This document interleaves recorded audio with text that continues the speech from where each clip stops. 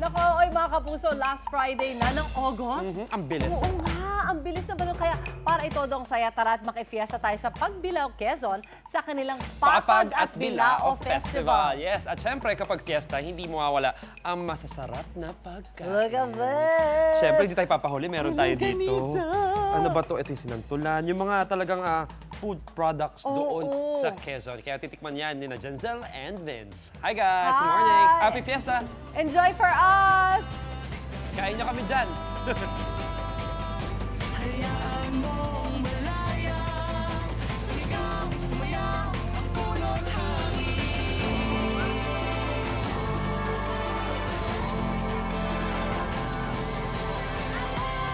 Good morning mga kapuso! At good morning, Vince! Good morning sa inyong lahat! Nako, alam nyo ba mga kapuso, kung usapang pagkain lang naman, ay ang rami niyan talaga dito sa Papag at Bilao Festival, dito sa Pagbilao, Quezon. Grabe, Jensen, hirap na hirap ako magbuhat nito. Oo nga eh. Mga sa 5 to 8 kilos nito, ha? Grabe ha? Solid kawayan kasi. Kasi naman yung papag mo sobrang bigat at itong bilao ko naman. Siyempre, paganda-ganda lang ako dito kasi siyempre, nasa Pagbilao, Quezon tayo. Yes! Oo. Pero alam nyo ba, ang pangalang nagmula dito sa Bilao ay, ano yun? Pagbilao. Ano ibig sabihin ng Pagbilao? May trivia si Vince dyan eh. Papag at Bilao. Ay! Yun! Kino-coach kami dito ng mga pagbilawin sa likod, no? At syempre, itong mga produktong nila ito, sobrang proud na proud talaga sila. Kaya naman, sineselebrate talaga natin ang Papag at Bilao Festival. Which is kasabay ng araw ng Pagbilao na 295th year na nilang sineselebrate today. Kaya naman, very Grabe! energetic sila, no?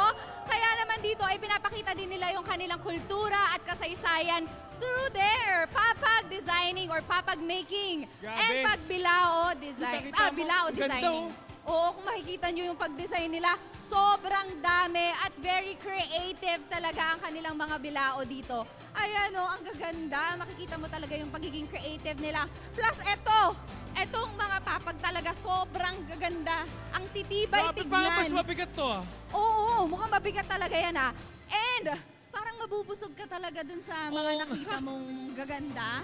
Parang Oo. naubos ako. Parang anong mga delikasiya kaya yung mga pwede nating tikman dito? Nako, alam mo ba Vince, balita ko, sikat dito yung patis Pagbilao. Oo. Tama po ba ako? Kaya ngayong maga, may iluluto sa atin si Chef Leonida Diaz na kanilang almusal para sa atin. Good morning, Chef! Good morning, Chef. Good morning po. Sa Chef, ano po yung lulutuin natin ngayon? pinatisang manok. Isang manok. So, okay, ano pong first step natin dyan sa pinatisang manok?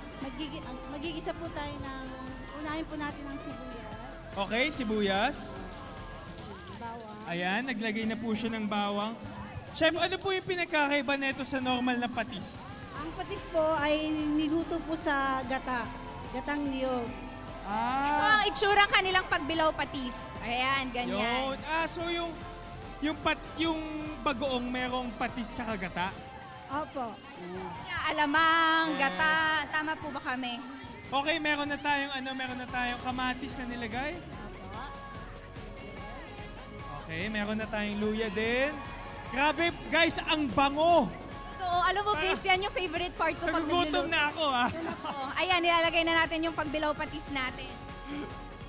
Parang ang Okay, sarap, okay. ha? Ayan na, Tapos, nilagay na itong yung ating pagbilao pinatisang manok ay meron tayong kasamang talong, Okay. may manok, ito, dahon ng malunggay. Very Dahon ng healthy din, malunggay, no? grabe. So, itong pinatisang manok po natin, ano yung ating maihahangit tulad na local food natin? Ito po ay iniyahan tulad ko sa tinolang manok. Okay. Tinolang manok, okay. Tinolang Pero manok. dahil iba nga yung kulay ng ating patis, baka mas mag-iba yung texture din niya and yung color. Pero ang sabi din nila daw, Jenzel, yung patis daw nila dito, medyo manamis-namis. Yun daw yung pinagkakaiba. Ilagay lang po Grabe natin. ang bango, ha? Pero parang gusto kong tikman yung patis. So nagamit na natin to sa pagluluto. Titikman ko lang yung patis. Kaya ko ba? Basta. Akala ko, di ba usually pag kumain ka ng patis, maalat siya. Oo. Ito, carry siya eh. Tapos may manamis-namis Meron siya. talagang hint ng Lasa tamis. mo yung nyog. Oo. Grabe. Oo Grabe, nga excited po. na ako First time matikman ko to, ah. makatry. Oo. Grabe yung amoy. Kakaiba talaga. At syempre, pwede nyo lagyan ng sili yan. Yes, sa mga mahilig sa mga anghang dyan, pwede yan. At dahil dyan, ito na ang ating end product, ang pinatisang Wow! manok. So kung imahalin tulad natin siya sa Titikman ating ba natin tinola, yan? hindi siya ganon ka, hindi siya masabaw. O ayan, Vince, this is for you. Tikman Oh, mo na. thank you. Ayan. Nakatikman na natin, guys. Yes! Kakaunti lang. Ayan. Unti lang. Oo nga, no? Kahit maraming patis yung nilagay, manamis-namis pa rin siyang tikman. Oo, yung lasa niya, no? Saka may nakain akong maanghang. Ano din talaga, parang ramdam na ramdam ko yung nyog, yung gata. Oo. Ikaw, hindi ka pa nakasubscribe sa GMA Public Affairs YouTube channel? Bakit? Mag-subscribe ka na, dali na, para laging una ka sa mga latest kwento at balita. I-follow mo na rin ang official social media pages ng Unang Hirit. Salamat, Kapuso.